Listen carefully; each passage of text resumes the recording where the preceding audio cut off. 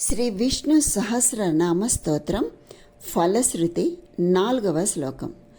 ధర్మార్థే ప్రాప్నుయాత్ ధర్మమర్థార్థే చార్థమాప్నుయాత్ కామానవాప్నుయాత్ కామే ప్రజార్థే చాప్నుయాత్ ప్రజాం. ఇందులో ధర్మార్థే ప్రాప్నుయాత్ ధర్మం, ధర్మము కొరకు ప్రాకులాడువాడు ధర్మమును పొందును. అర్థార్థే చార్థమాప్నుయాత్ అనగా సంపద కోరువాడు సంపదలను పొందును. కామానవాప్నుయాత్ కామి అనగా ప్రాపంచిక సుఖములను పొందగోరువాడు వానిని పొందును. ప్రజార్థీ చాప్నుయాత్ ప్రజాం అనగా సంతానము కోరినవాడు సంతానవంతుడగును.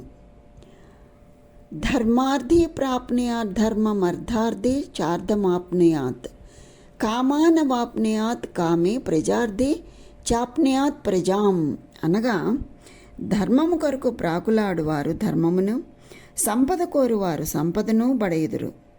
సుఖమును ఆశించువారు సౌఖ్యమును, సంతానము కొరకు తప్పించువారు సంతానమును పొందెదరు అని అర్థం. స్వస్తి.